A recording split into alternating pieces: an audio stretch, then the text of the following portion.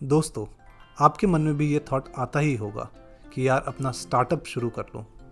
कम से कम बॉस की सुननी तो नहीं पड़ेगी, और अगर एक्स्ट्रा काम करना भी पड़े तो खुद की कंपनी के लिए करूँगा। वहीं अगर आप खुद का स्टार्टअप रन कर रहे हैं तो शायद आपको कभी कभी ये ख्याल आता होगा कि यार ये रोज़ रोज़ के स्ट्रेस से अच्छा है कि एक डिसेंट सी जॉब होती, अपने वर्किंग आवर्स पूरे करो और मंथली फिक्स सैलरी उठाओ विदाउट एक्स्ट्रा स्ट्रेस, जहाँ कस्टमर्स, एम्प्लॉयज़, वेंडर्स और सबसे इम्पॉर्टेंट इन्वेस्टर्स को मैनेज करो और फिर लास्ट में जाकर अपने बारे में या अपनी फैमिली के बारे में सोचो। अगर आप भी इन थॉट्स से ओवरवेल्म्ड हो जाते हैं और इस नेवर एंडिंग थॉट के लूप में फंस जाते हैं तो ये वीडियो आपके लिए ही है। पसंद आए तो लाइक, शेयर और सब्सक्राइब ज़रूर कर लें आगे भी ऐसे कंटेंट देखने को। लेकिन इससे पहले कि हम दोनों की बातें करें और समझने की कोशिश करें कि कौन सा बेटर है, आइए पहले ये समझते हैं कि स्टार्टअप होता क्या है और कहीं आप भी स्टार्टअप, बिजनेस और सेल्फ एम्प्लॉयमेंट में कंफ्यूज तो नहीं हैं। आइए शुरू करते हैं। दोस्तों, हम 4-5 पॉइंट के बेसिस पे पहले स्टार्टअप, बिजनेसेस या स्मॉल बिजनेसेस को डिफरेंशिएट करने की कोशिश करते हैं।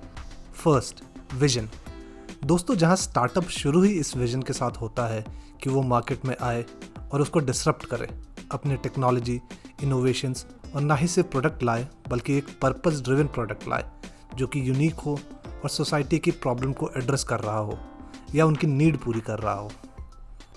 वहीं business is all about trading, means low rate में रॉ मटेरियल परचेज करना, उस रॉ मटेरियल पे कुछ प्रोसेस अप्लाई करना डिपेंडिंग अपॉन योर बिजनेसेस और फिर उसको हाई रेट पे सेल करना जिससे कि प्रॉफिट बन सके।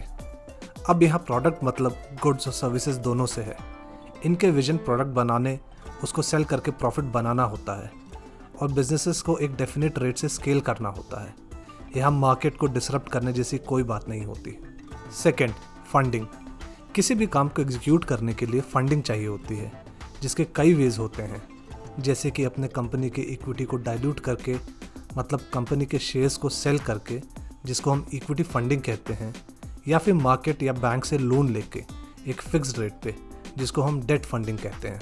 स्टार्टअप्स जहां मोस्टली इक्विटी फंडेड होते हैं और इन पे इन्वेस्ट करते हैं वीसीज यानी कि वेंचर कैपिटलिस्ट। ये बड़े बड़े फंडिंग हाउसेस होते हैं। इन रिटर्न इनको कंपनी के शेयर्स मिलते हैं और फिर जैसे जैसे कंपनी ग्रो होती है इनका वैल्यूएशन या यूँ कहें प्रॉफिट्स भी ग्रो होते हैं। वहीं स्मॉल बिजनेसेस में ओनर बैंक से या लोकल मार्केट से मनी बोरो करता है एक फिक्स्ड रेट पे और उसको एक डेफिनेट पीरियड में लौटाना होता है। यहाँ कंपनी की ग्रोथ से लेंडर को कोई मतलब नहीं होता। Third, growth strategy. दोनों की ही ग्रोथ स्ट्रैटेजी में बहुत डिफरेंस होता है। एक स्टार्टअप जहाँ एक्सपोनेंशियली ग्रो करता है या करना चाहता है क्योंकि उसको जल्दी से स्केल करके इन्वेस्टर्स को एग्जिट दिलाना होता है और इसीलिए उसका फोकस टॉप लाइन यानी कि रेवेन्यू पे ज़्यादा होता है। वहीं एक स्मॉल बिजनेस सस्टेनेबली ग्रो करता है क्योंकि यहाँ पे कोई इन्वेस्टर्स का प्रेशर नहीं होता और स्केलेबिलिटी का भी नहीं, इसीलिए वो टॉप लाइन के साथ बॉटम लाइन यानी कि प्रॉफिट्स को भी ध्यान में रखता है। अदरवाइज कैश फ्लो क्राइसिस हो जाएगा स्मॉल बिजनेसेस में और डेली ऑपरेशंस रन ही नहीं हो पाएगा। Fourth, profits. जैसा कि मैंने ऑलरेडी बताया, startups are more focused towards growth, तो उनकी प्रायोरिटी स्टार्टिंग में प्रॉफिट्स होती ही नहीं है और ऑब्जेक्टिव होता है कंपनी को ग्रो करा के पब्लिक लिस्टिंग कराया जाए, फिर वहाँ से प्रॉफिट बुक करें। जबकि स्मॉल बिजनेसेस का स्टार्टिंग एम ही होता है प्रॉफिट कमाना। Fifth, leadership. अगर हम लीडरशिप की बात करें तो स्टार्टअप चलाने वाले लीडर्स का रिस्क एपेटाइट बहुत ज़्यादा होता है और यही स्टाइल उनके डिसीजन मेकिंग में भी रिफ्लेक्ट करता है। अब एंड में चाहे वो हाई स्केल ग्रोथ हो या फिर ह्यूज लॉसेस, बट वहीं स्मॉल बिजनेसेस का लीडरशिप बैलेंस्ड होता है और वो धीरे धीरे बिजनेसेस को ग्रो करते हैं ताकि लॉन्ग रन में प्रॉफिट्स रीप कर सके और इसलिए उन्हें स्केल भी बहुत लेट में मिलता है। दोस्तों, इनसे अलग अगर हम शॉप खोलने जैसे कि बुटीक या फिर कोई और स्किल बेस्ड शॉप जैसे कि सैलून वगैरह को बिजनेस समझते हैं तो ऐसा नहीं है, क्योंकि इन्हें हम सेल्फ एम्प्लॉयमेंट की कैटेगरी में रखते हैं। बिजनेसेस और इनमें यही मेजर डिफरेंस होता है कि जहां बिजनेसेस या स्टार्टअप में आप अपने वर्क को ऑफलोड करते हो इवेंचुअली एक सीईओ, सीएफओ या सीटीओ पे और आप बोर्ड पे आकर बिजनेसेस को ग्रो होता देखते हो, तो वहीं सेल्फ एम्प्लॉयमेंट में आप खुद अपना टाइम और बैंडविड्थ लगाते हो अपने काम में और इससे उसकी स्केलिंग लिमिटेड हो जाती है।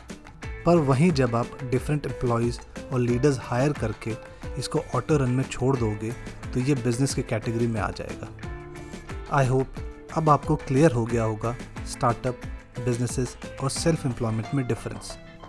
आइए फ्रेंड्स, अब पॉइंट पर वापस आते हैं कि कौन सा बेटर है, स्टार्टअप या जॉब। तो दोस्तों अगेन इसको भी हम कुछ पॉइंट्स के बेसिस पे समझते हैं। First, next generation lead game.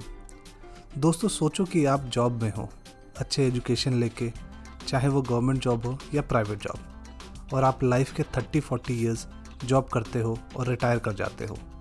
फिर आपकी नेक्स्ट जनरेशन स्टार्ट करती है, उसको भी वो साइकिल रिपीट करना पड़ेगा, एजुकेशन देन जॉब, और उसको भी फिर ज़ीरो से स्टार्ट करना पड़ेगा। भले ही आप IAS ऑफिसर क्यों ना हो, अगर आपके जनरेशन को भी IAS ऑफिसर बनना है तो उसे एजुकेशन लेके एग्ज़ाम क्लियर करना ही पड़ेगा। बट स्टार्टअप में या बिजनेसेस में ऐसा नहीं होता। अगर आपने अपनी कंपनी को ग्रो किया है एक लेवल पे तो आपकी नेक्स्ट जनरेशन को लीड मिल जाता है उतना, और इसी को हम नेक्स्ट जनरेशन लीड गेम कहते हैं। तो यहाँ आपको क्लियर एडवांटेज दिख रहा होगा कि ये किसके पास है। Second, money. अब सिंस मैक्सिमम लोग स्टार्टअप ये सोच के शुरू करते हैं कि इसमें बहुत पैसा बन सकता है और जॉब में फिक्स्ड या लिमिटेड इनकम रहती है, तो मैं आपको बता दूं कि ये बात सही है, मगर लॉन्ग रन में, और वो भी कई सारे फैक्टर्स पे डिपेंडेंट रहता है। शॉर्ट रन में या इमीडिएट बेसिस पे स्टार्टअप शुरू ही नेगेटिव प्रॉफिट या मार्जिनल रेट पे होता है, क्योंकि उसको स्केल करना होता है बहुत फास्ट। मतलब इन्वेस्टर्स के पैसे रेज करो अपने आइडिया पे और मल्टीफोल्ड टाइम्स ग्रो करो ताकि इन्वेस्टर्स को एग्जिट मिल सके आपकी कंपनी के सहारे। तो शॉर्ट रन में जॉब एक कंसिस्टेंट इनकम स्ट्रीम देगा जो कि gradually depending upon your skills and competency increase होगा। तो वहीं स्टार्टअप लॉन्ग रन में एक्सपोनेंशियल ग्रोथ देने का पोटेंशियल रखता है, but that also depends upon multiple factors like your product market fit, your investment, leadership, team etcetera. क्योंकि as per data more than 90% of startup fail हो जाता है ये सब फैक्टर्स ओवरकम करने में। Third, stability and risk.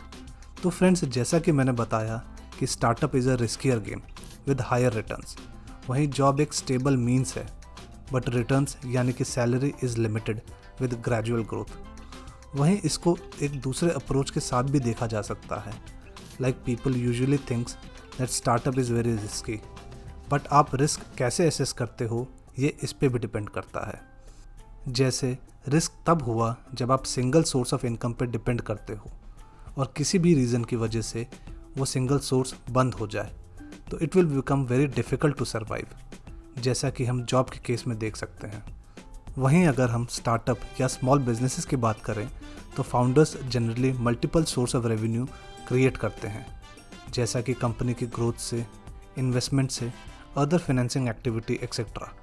तो इस एंगल से job is more riskier than startup या businesses. Fourth, taxation and dilution.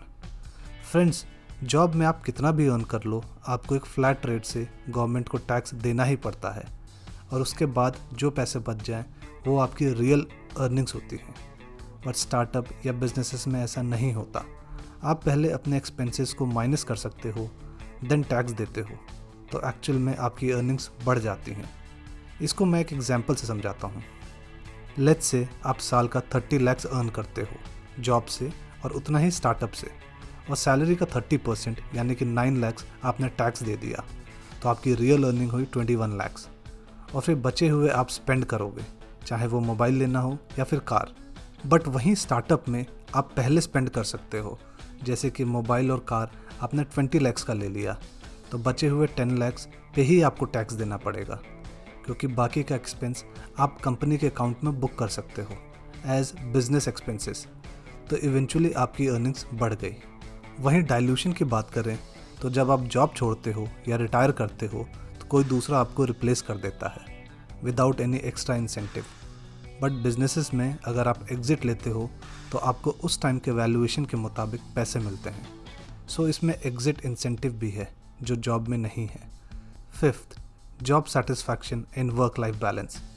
ये बहुत ही इंपॉर्टेंट पॉइंट है, क्योंकि जो जहाँ है वो यही सोचता है कि मैं कुछ और कर लूँ ताकि बेटर वर्क लाइफ बैलेंस हो सके।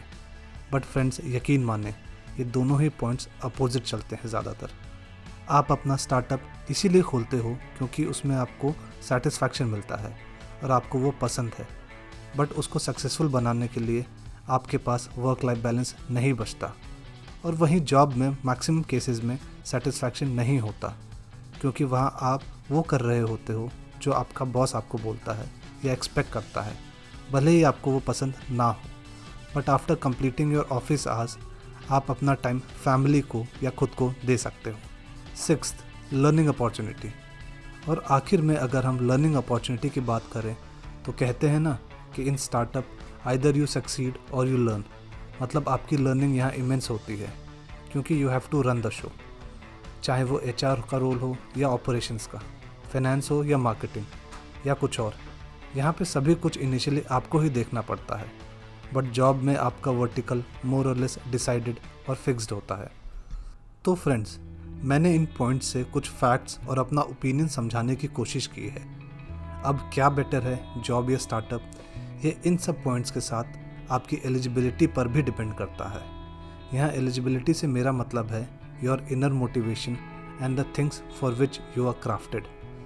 तो इसको हम ऐसे कंक्लूड कर सकते हैं कि जॉब हो या स्टार्टअप, दोनों के ही अपने प्रोज और कॉन्स हैं और हर इंसान सब चीज़ के लिए नहीं बना। तो you have to identify your eligibility और उसके अकॉर्डिंग आप अपनी जर्नी शुरू कर सकते हैं। Thank you friends. अगर मैंने किसी पॉइंट को मिस कर दिया हो तो मुझे कमेंट में ज़रूर बताएं और इस वीडियो को लाइक, चैनल को सब्सक्राइब करना ना भूलें। Thank you.